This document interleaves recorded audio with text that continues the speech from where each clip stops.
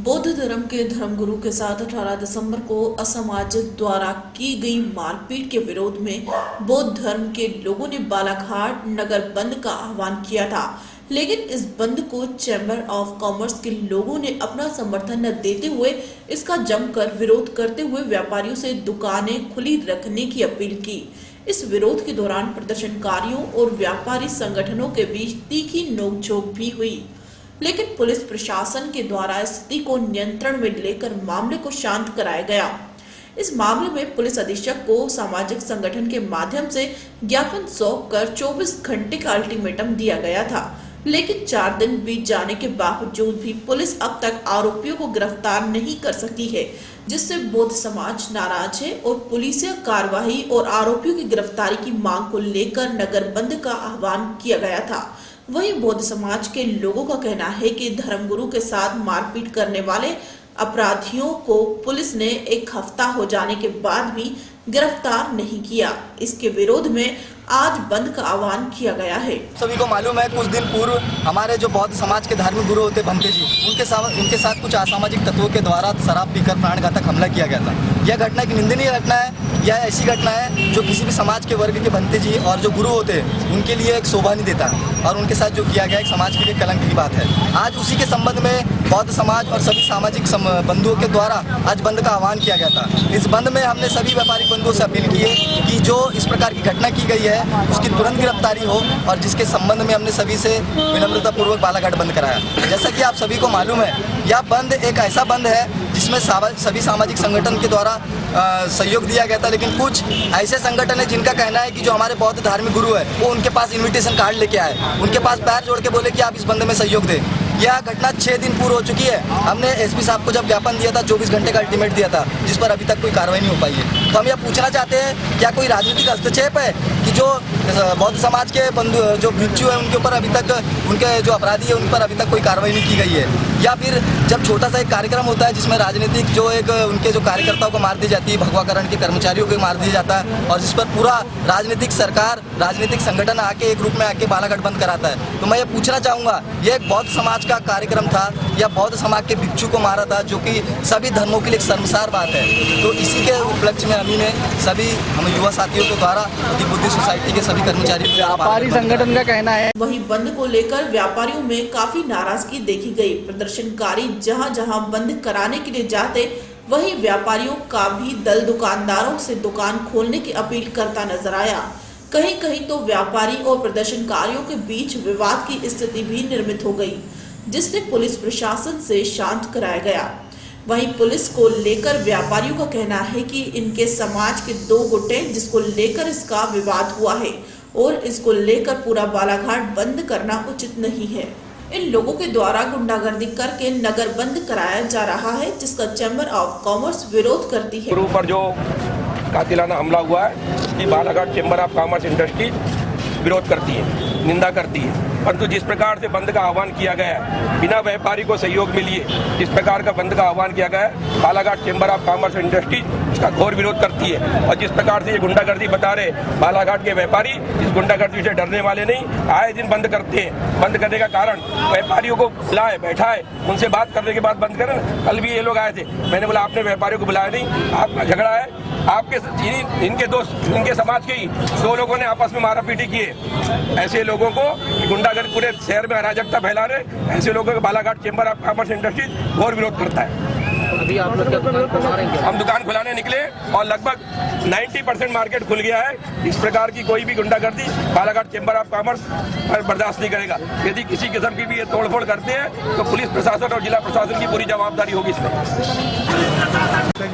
कुछ दिन पहले गाँव में कोई घटना घटी थी, तथाकथित जैसा कि बताया जा रहा है कि भंते जी के ऊपर कुछ अपशब्दों का इस्तेमाल किया गया है। इसी के संदर्भ में इन लोगों ने विरोध प्रदर्शन किया, बालाघाट बंद कराने की कोशिश की जा रही है, किंतु ये लोग 15-20 लोगों का एक जत्था है जो शहर में इस टाइप से प्रचार कर रहा है। किंतु हमारा बालाघाट जो है, हमारी बसें भी चल रही है, दुकानें भी खुली हुई है, मार्केट भी ओपन है पूरा, किसी प्रकार का बंद का असर नहीं। सर ये क्या बंद के लिए परमिशन दिए थे?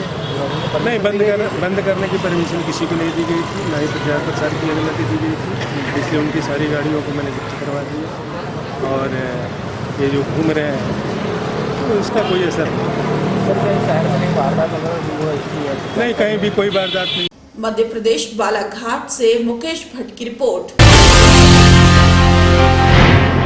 बैरागढ़ के वार्ड 3 के भोरी में पार्षद निधि से 5 लाख के विकास कार्यों का भूमि पूजन किया गया, जिसमें नाली निर्माण, सीसी सड़क, बाउंड्री वॉल आदि कार्य शामिल हैं तथा जल्द ही 18 लाख की लागत से सीसी सड़क का निर्माण भी किया जाएगा। आज वार्ड क्रमांक 3 ग्राम भोरी में शासकीय स्कूल परिसर में एक पुराने हमारे गंभीर बाबा के स्थान का सीमांकन कर उसको कंक्रीट करके व्यवस्थित करना था। दूसरा, होली का एक हमारा कई वर्षों से स्थान था, उस स्थान को भी चारों तरफ बाउंड्री वॉल बना के संरक्षण करना था। तीसरा, एक नाली का निर्माण भी आज यहाँ होना था। एक हमारा काफ़ी पुराना कुआं जो ओपन था, उस पर भी आज जाल लगाने का काम किया जाएगा। वार्ड क्रमांक 3 के जो भी विकास के कार्य हैं वो गति रूप अब लेने चालू कर दिए हैं। वार्ड निधि से, पार्षद निधि के माध्यम से मैं जितने भी काम और सीसी एक सड़क का निर्माण भी जल्द से जल्द कराया जाएगा। उसके लिए आज भूमि पूजन कर रहा है। लगभग कितने की लागत से? ये 5 लाख की लागत से अलग अलग छोटे काम थे। और हमारी एक काफ़ी मांग है पुरानी ग्रामीण क्षेत्र की, जो शमशान घाट से लगा हुआ एक सीसी सड़क है, जिसकी हमने फाइल माननीय महापौर जी को दे रखी 18 लाख की लागत से। उसके भी निर्माण कराने का जल्दी कोशिश करें। बैरागढ़ से कैमरामैन पवन शर्मा के साथ संजना प्रियानी की रिपोर्ट।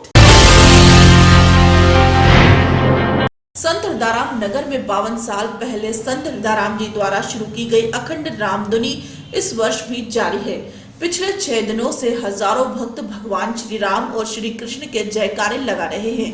सोमवार को वर्ष 2017 सुखद होने की कामना के साथ रामधुनी का समापन साधु वासवानी स्कूल परिसर में हो रहे इस धार्मिक अनुष्ठान में प्रतिदिन सैकड़ों लोग पहुंच रहे हैं। सुबह से शाम तक महिलाएं और शाम से अगली सुबह तक पुरुष साधक संत जी के संदेश के अनुरूप राम नाम का जाप कर रहे हैं।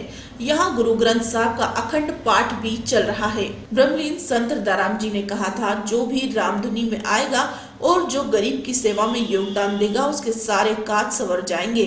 उनके वचन सही साबित हो रहे हैं। रामधुनी में तीसरी पीढ़ी सेवा में जुटी है। सेवादार इतने समर्पित है कि वे आयोजन समिति में अपना नाम तक नहीं लिखते, बस समर्पित भाव से सेवा में जुटते हैं।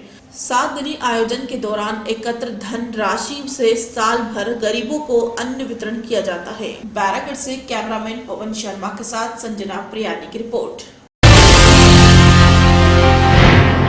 छापे के बाद सुनील वासवानी से मिलने पहुंचे स्वराज मंत्री उमाशंकर गुप्ता। कुछ दिन पहले आयकर विभाग ने सुशील वासवानी के घर छापामार कार्रवाई की थी, जिसमें 161 करोड़ की संपत्ति बरामद हुई और कार्रवाई अभी भी जारी है और भी कई खुलासे होने की संभावना है। वहीं दूसरी ओर स्वराज मंत्री उमाशंकर गुप्ता सुशील वासवानी से ना ही उनके घर पर मिले और ना ही उनके बैंक या दफ्तर में, बल्कि उनसे टेकरी पर मिलने पहुंचे। देखिए, जिस तरह भाजपा के घोटालेबाज उजागर हो रहे हैं और माननीय उमाशंकर गुप्ता भी इसमें संचालक मंडल में, महानगर मागनी बैंक में संचालक मंडल में थे। हो सकता है वो वासवानी से कुछ अपनी अंदरूनी बात करने आए हों। मीडिया इतनी जागृत हो चुकी है कि वो पल पल की खबर ब्लैकबाजों की रख रही, तो उनको भी ये मालूम था कि अगर मैं बेरागढ़ गया, वासवानी घर गया तो मीडिया मुझे घेर लेगी, और वही हुआ। जिस तरह आप उनके पीछे गए, वो आपको देख के गाड़ी बंद करके निकल गए। इससे तो ऐसा लगता है कि कहीं ना कहीं इनकी भी मिली भगत है।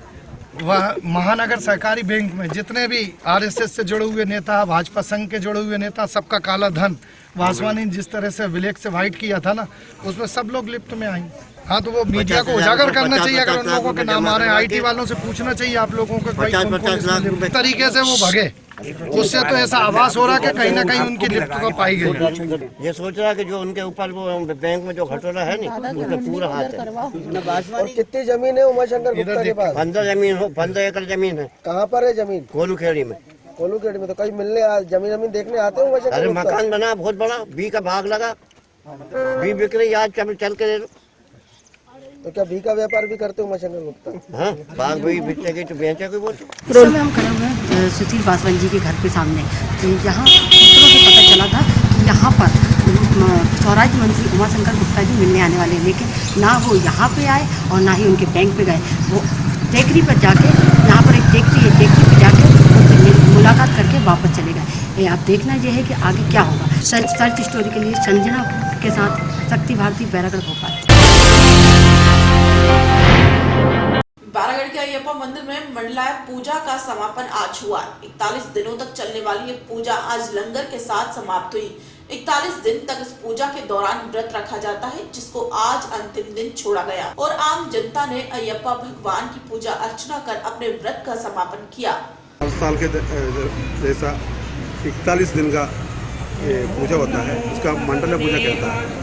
आज उसका समापन है। 41 दिन क्या होता है, यहाँ का जो अय्यप्पा भक्त लोग व्रत रखता है। अच्छा। वो व्रत रख के फिर आज का दिन वो छोड़ देते हैं। केवल व्रत लोग रखता है कि यंग भी रख सकते हैं? सब लोग रहता है, छोटे से लेकर बड़े लोग सब लोग कर सकते हैं इसमें। अच्छा। उसका आज समापन हो रहा है, उसके उपलक्ष्य में आज ये कार्यक्रम हो रहा है। अभी सुबह से हम पूजा का कार्यक्रम होगा, अभी दोपहर को ये भंडारे का आयोजन है, अभी शाम को 6:30 बजे दीप आराधना, तो आरती जो होता है आरती होगा। उसके साथ साथ पूरा मंदिरों में दियों से सजा जाएगा, तो फूलों से सजा जाएगा। उसके अलावा शाम को ये अपना समिति की तरफ से भजना संध्या का कार्यक्रम भी होगा। अच्छा, कितने लोग हो जाएंगे कम से कम? कम से कम 500-600 लोग इकट्ठे हो जाएंगे आज।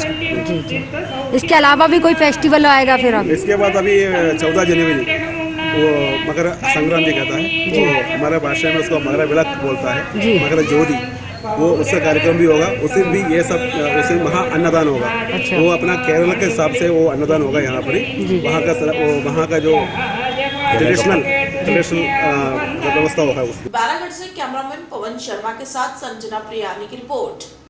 बैरागढ़ में खंबे से टकराकर अज्ञात युवक की मौत हो गई। बैरागढ़ में सियोर नाके पर एक अज्ञात युवक की मौत हो गई, जिसकी 22 वर्ष उम्र है, जो कि प्लाटिनिमा मोटरसाइकिल से सियोर की तरफ आ रहा था।